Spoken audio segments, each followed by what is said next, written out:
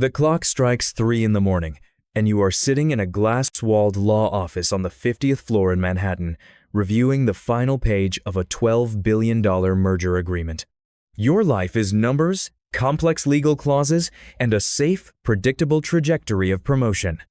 You make $500,000 a year, ensuring tech giants avoid tax complications, a high-pressure but entirely harmless existence. Your personal phone rings, displaying an unknown number that matches the encrypted internal line of the media CEO whose merger you are representing. His voice is thin, trembling, carrying absolute panic, demanding you come to his Tribeca penthouse immediately without alerting anyone. You step into the $30 million apartment and find a young woman, perhaps not even 22, lying motionless on a pristine white sheepskin rug, her lips bruised purple from an overdose. The powerful CEO, who is set to close a market-altering deal at 8 this morning, is slumped in the corner, muttering that if the police walk through that door, his entire empire, the shares of millions of investors, and $12 billion will evaporate instantly. In that moment, the professional ethics of a lawyer collide head-on with survival instinct and the opportunity for ultimate power. You do not call 911, but instead dial a private physician who owes you a massive favor from a medical malpractice suit, simultaneously ordering the building's security team to disable all hallway surveillance cameras for exactly 15 minutes in exchange for a massive bonus wired from a Cayman shell company. The medical cleanup crew arrives, transporting the body out through the service elevator in a disguised medical wheelchair, staging a fake scene of a cardiovascular stroke in the girl's own impoverished suburban apartment. At 8 o'clock that morning, the merger is a resounding success, and the CEO smiles brightly, shaking hands with shareholders on live television. 3 days later, a black oak box is delivered to your office, containing a satellite phone with exactly one saved contact and a vague contract from a private equity firm with a starting salary of $5 million a year, excluding commissions. You officially submit your resignation at the prestigious law firm, step into the black SUV waiting in the lobby, and permanently leave the light of justice behind to step backward into the shadows, becoming the one who handles the dirtiest problems for the people holding 1% of the global wealth. Your initiation into the underworld does not resemble the street thugs who must bleed to fight for every block. Instead, you wield power through information, front companies, and psychological leverage. Your first assignment as a professional fixer is to extinguish a sex scandal involving a Russian oil billionaire preparing to take his company public in New York. You do not threaten the victim with physical violence. That is too crude and leaves an easy trail. Instead, you utilize access to private intelligence networks to excavate the entire financial history of the victim's family, discovering a father drowning in a massive gambling debt and a younger brother facing prison time for drug possession.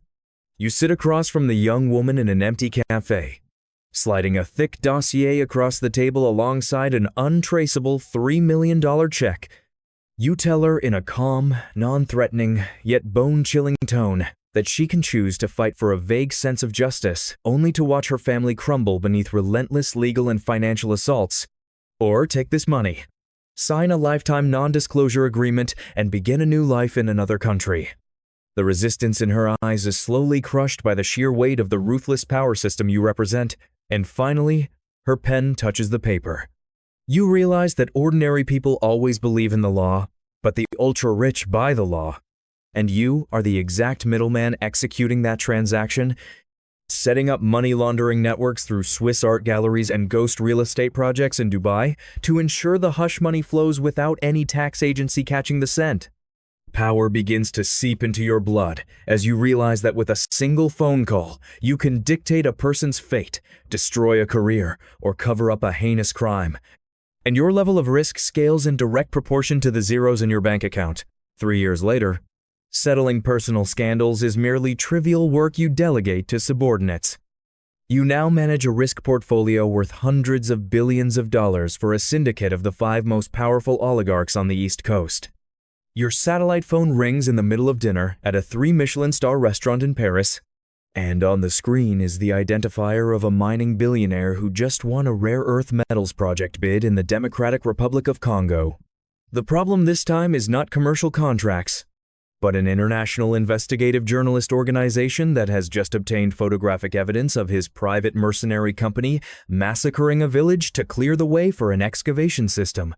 The article is set to be published on the world's 3 largest media platforms in exactly 48 hours. A fatal blow sufficient to wipe out 80% of market capitalization and trigger an international arrest warrant. The game is leveled up. You cannot threaten an international press coalition with a gambling debt or a multi-million-dollar check. You immediately fly straight to Geneva on a private jet, transforming the passenger cabin into a tactical command center, urgently summoning a network of lobbyists, black market financial experts, and former cyber intelligence agents. Your strategy is not to hide the truth, because that is impossible, but to flood the system with disinformation to strip the organization of its legitimacy. You transfer $15 million in cryptocurrency through 6 different digital mixers to hire a botnet army from Eastern Europe, launching a massive distributed denial-of-service attack on the newspaper's servers to buy time. Simultaneously, you release a forged but flawlessly crafted dossier through underground forums, proving that their anonymous source is actually an industrial spy, receiving money from a rival nation to sabotage Western supply chains. To ensure absolute silence from the local authorities, you orchestrate a secret arms deal between an American drone manufacturing conglomerate and the government military faction currently in power in Congo, in exchange for them personally cleaning up the rest of the crime scene and issuing arrest warrants for the leakers on charges of treason. When the article is finally published with great difficulty, it has been distorted, stripped of its authenticity, and quickly sinks amidst a media storm you manufactured about another fabricated political scandal in Washington, D.C.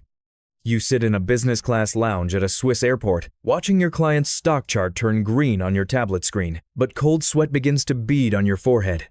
You realize you have just used the elite's money to manipulate an armed conflict in the third world, and the partners you just dealt with are no longer men in suits holding pens, but warlords ready to burn down an entire city. The line between a legal crisis management expert and a white-collar war criminal has been completely obliterated, and your defense system must now begin to face enemies possessing state power and real bullets. 5 years since the day you stepped into this world, your power has reached a level where even politicians on Capitol Hill hesitate to mention your name in closed-door meetings. But the greater the power, the more ruthless the demons you must face. This time, the crisis arrives not from a newspaper article or an information leak, but from a top-secret federal subpoena stamped by the U.S. Department of Justice.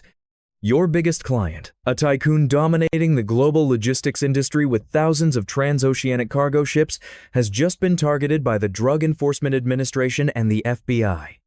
They discovered that 20% of this conglomerate's lead-sealed containers are being used by the notorious Sinaloa cartel as a superhighway to smuggle fentanyl onto the West Coast. Right now, you are standing at a deadly crossroads. If you let the DEA execute their raid on the port of Long Beach tomorrow at dawn, your billionaire will face a life sentence and a collapsed logistics empire. But if you sound the alarm to sever the pipeline, the cartel bosses in Mexico will have hitmen deliver both your head and your client's head straight to your front porch. You do not have the luxury of choosing a side. You can only manipulate both. You lock yourself inside the armored safe room in your mansion's basement, activate a multi-layered encrypted communication network, and begin the most insane geopolitical chess match you have ever played. You cannot directly interfere with the drug flow. Instead, you interfere with the international maritime legal system. You instruct a team of shell company lawyers in Panama to immediately file for fabricated bankruptcy for the 3 subsidiaries officially owning those cargo ships, simultaneously triggering an agonizingly complex commercial arbitration clause in London. By creating a labyrinth of international jurisdictional disputes, you force a federal judge to sign a temporary injunction, freezing the DEA's search for another 72 hours to verify the legal ownership of the containers. At the exact same time, you utilize underworld communication channels to send an encrypted message to the cartel boss's office. An anonymous warning supposedly leaked from a compromised agent within the FBI, revealing the precise coordinates of the planned raid and implying that a traitor within their own ranks is feeding information to the police. You do not block the drug pipeline. You make the cartel voluntarily change their docking destination out of paranoia over an internal mole. 72 hours later, when the DEA agents finally break the locks on rows of containers at the port, they find nothing but thousands of boxes of cheap, perfectly legal electronic components from Asia. The Sinaloa cartel has automatically diverted their smuggling route to a different port in Vancouver, believing they just escaped a death trap thanks to the intelligence they bought. Completely unaware that you are the invisible director behind the entire grand illusion. Your logistics billionaire is safe, and not a single indictment is filed. You exhale a long, heavy breath, taking a sip of $10,000 single malt whiskey, but the burning sensation in your throat cannot dispel the cold truth violently piercing your mind. You have just outplayed both the United States government and the most brutal transnational criminal syndicate on the planet. You have now entered a playing field where no legal contract can protect you, and with just the slightest mistake, you will not simply be disbarred. You will be wiped off the face of the earth without leaving a single trace of DNA behind. 10 years pass, and you are no longer merely a cleaner dealing with the aftermath. You have become the chief architect of a subterranean financial ecosystem worth trillions of dollars, holding secrets capable of crashing the entire global stock market. Your satellite phone does not ring, but the intrusion alert system in your Monaco penthouse suddenly pulses a sickly, violent red. The game has spiraled out of the control of conventional law enforcement agencies. A diligent auditor from Europol has accidentally traced a microscopic chain of transactions from that mercenary deal in the Congo years ago, successfully linking it to one of your anonymous accounts in the Bahamas. Your existence is no longer a protective shield for the ultra-rich. It has become their most fatal vulnerability. In less than 2 hours, the syndicate of 5 oligarchs you have spent a decade protecting decides that liquidating you is the safest stop-loss measure. They do not resort to the law. They spend $50 million in rough diamonds to hire a squad of former SAS Black Ops assassins to surround your entire building, ensuring you never get the chance to step onto a witness stand in exchange for immunity. You are sitting in the dark, the smoke from a Cohiba cigar curling into the thick air, calmly staring at the computer screen displaying red dots advancing from the elevator shaft. You do not panic and run like a failure, because those who truly hack the system always keep one final trump card. You glide your fingers across the keyboard, activating the Martyr protocol, an automated, encrypted data cache containing every piece of evidence of money laundering networks, high-level political bribes, and terrorist financing records of all 5 titans.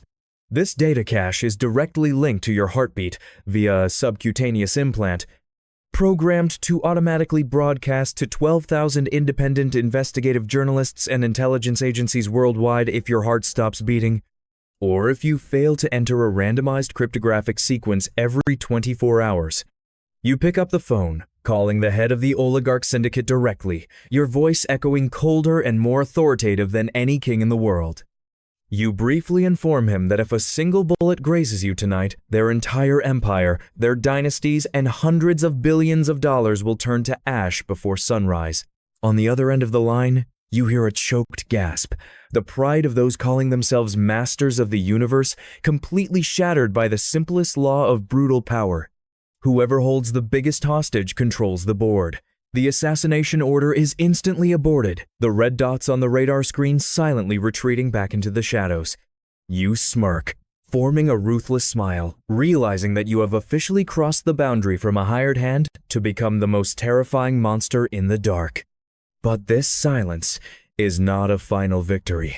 It is the beginning of an invisible prison where you must survive day by day to maintain the balance of an entire underworld order, knowing with absolute certainty that you are sitting on top of a nuclear bomb and can never, ever step down.